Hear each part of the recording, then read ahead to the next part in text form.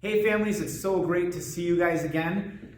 Each month, again, we have a theme. This month is peace, and the overall aspect is looking at how we can reconnect with one another. And then each month we also have a memory verse that each kid can be able to kind of learn, and we give different challenges with that. This week is, so let us do all we can to live in peace, and let us work hard to build one another up. And that first part, let us do all we can to live in peace, is really exciting because everything we do, whether at home, in school, playing with our friends, those are all important things. And we wanted to be able to say, how can we work in peace with one another? And then let us work hard to build up one another. Sometimes a part of peace is, even if you're feeling hurt, trying to make peace with that other person. Is how do you build that person up? How do you make them feel good too? And so you can be able to bridge that gap. Now, these memory verses, we put each month into our bonus boxes. And if you don't know what a bonus box is yet, make sure that you get a chance to, on our What's Happenings that go out every Thursday, or on Sunday mornings, we send out a Ridge Families email. And those bonus boxes, usually in the second half of each month, you can order the next month. And one of those things that's on there is you get the memory verse card so that you can be able to work together with your families in doing that. I hope you guys have a great rest of this week. Enjoy the video and enjoy doing the activities today. Take care.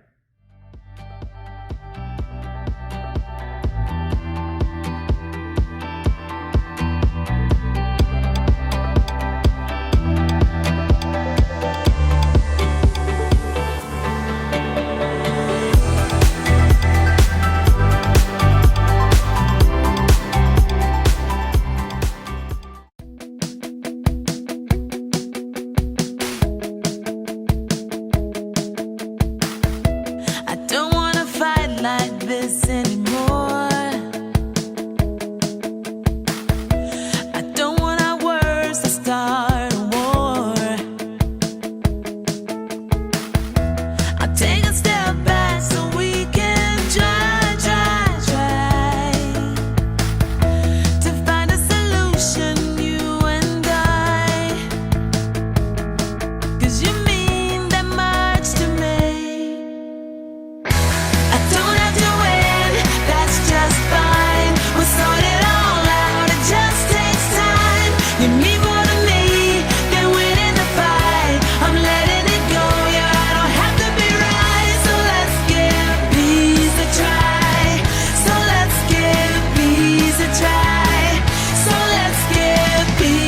Try.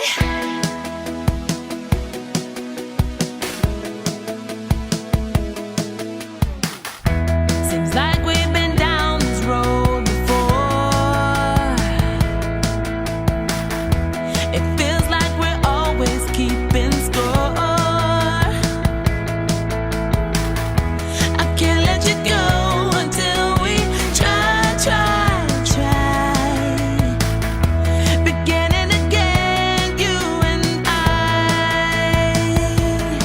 'Cause it's worth it all to me. Oh, I don't have to win, that's just fine. We'll sort it all out, it just takes time. You mean more to me than winning the fight. I'm letting it go, yeah, I don't have to be right. So let's give peace a try.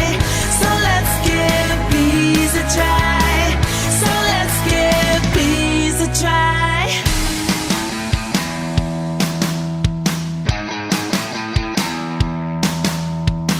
I wanna build you up, and so I'm giving in.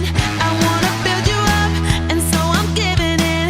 Because it's not about whether or not I win, 'cause you mean more to me than that. I wanna build you up, and so I'm giving in. I wanna build you up, and so I'm giving in. Because it's not about whether or not I win, 'cause you mean more to me than that. I don't have to win, that's just fine. We'll sort it all out, it just takes time. You mean more to me than winning the fight. I'm letting it go, I don't have to be right. So let's give peace a try. So let's give peace a try. So let's give peace a try. I don't have to win, that's just fine. We'll sort it all out, it just takes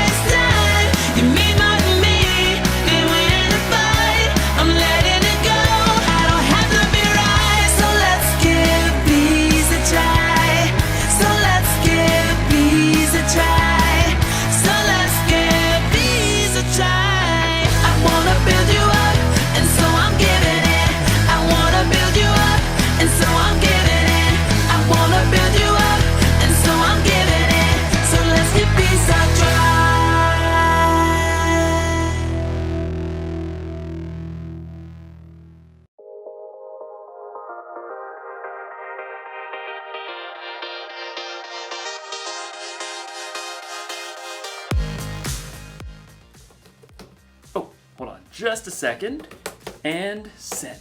Hey everybody, it's me, Jacob. Sorry about that. I had to post about my favorite team. They're playing tonight, and they're gonna crush the competition. Crushed it. That's what my team's gonna do to your team. Oh yeah! Huh. Excuse me just a second. What? Somebody commented on my post. Your loser team is gonna eat dirt tonight. Oh, I'll show them. I've got the perfect comeback. Oh yeah?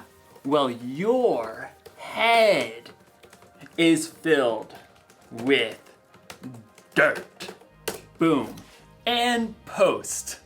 Jacob, what are you doing? I don't know, Jacob. Maybe we should do this. But Jacob, why ever not? Because this week we're talking about peace. Peace is proving you care more about each other than winning an argument.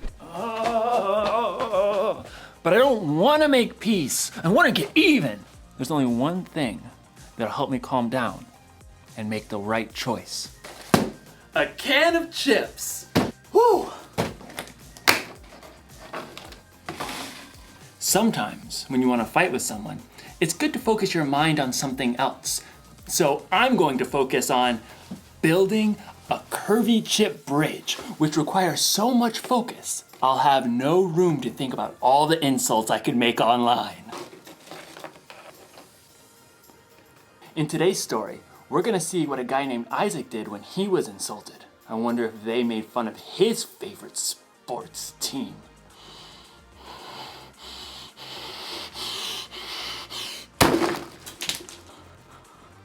Oh, no.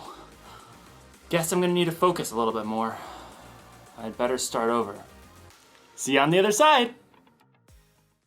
The Bible. It's 66 books of history, stories, letters, and poetry that fit together to form God's one big story.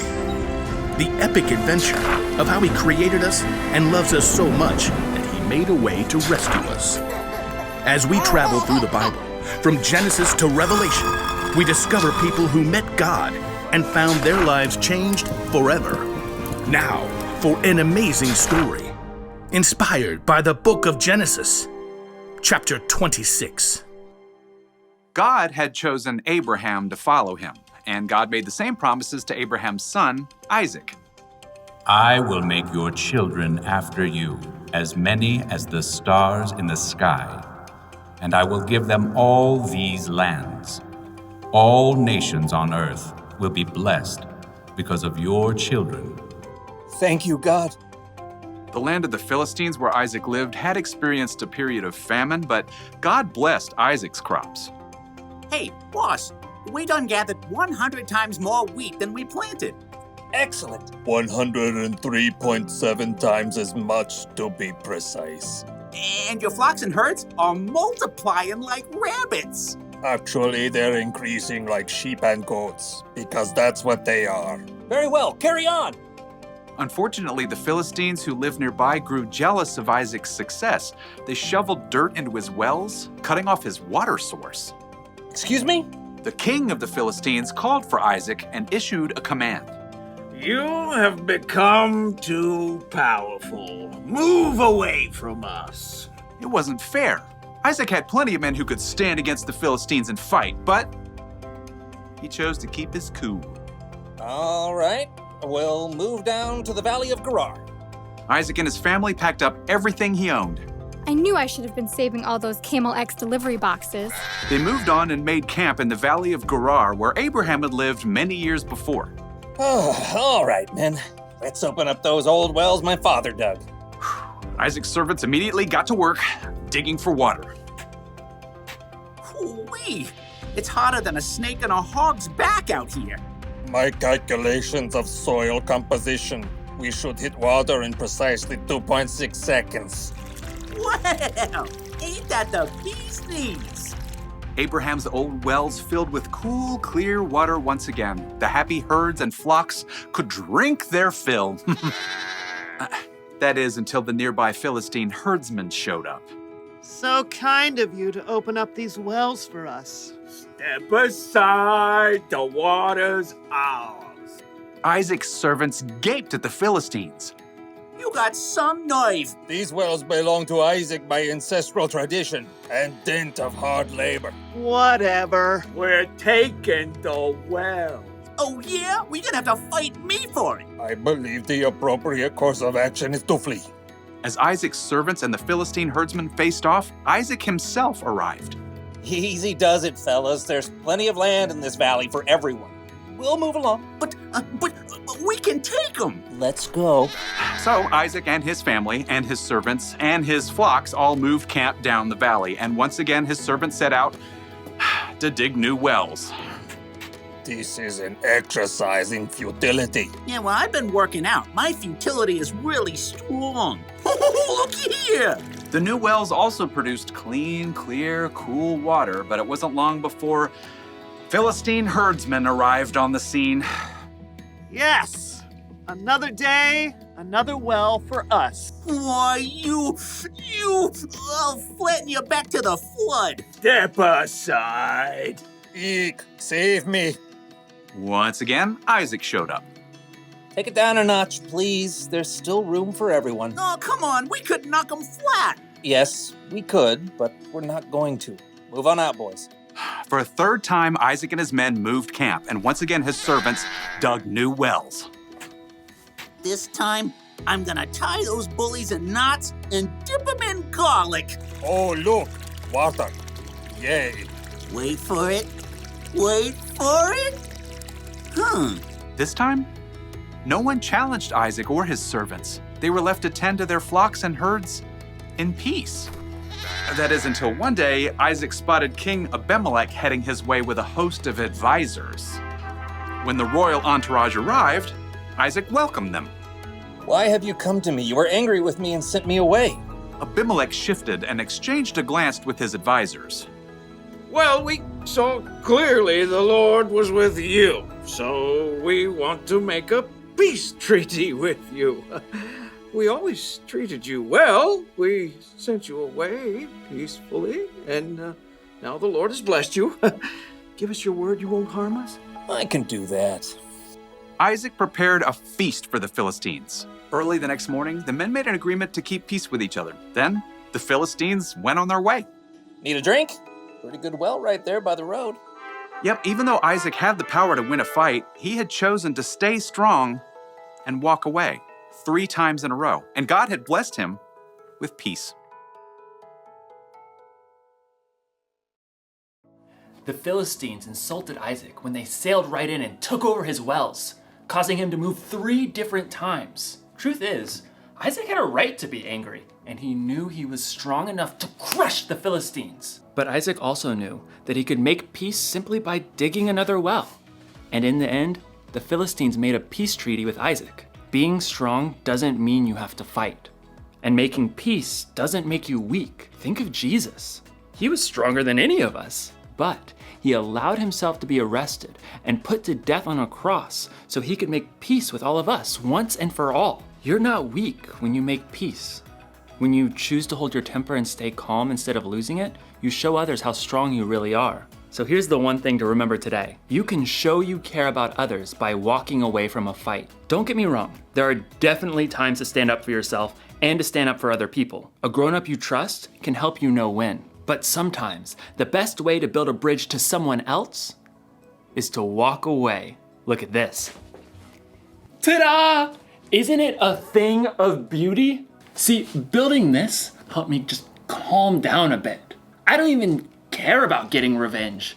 I just want to enjoy the game. Go team, go! Walk away, win! Yeah! Woo? No, that doesn't feel right. That's for off the field. See you next time.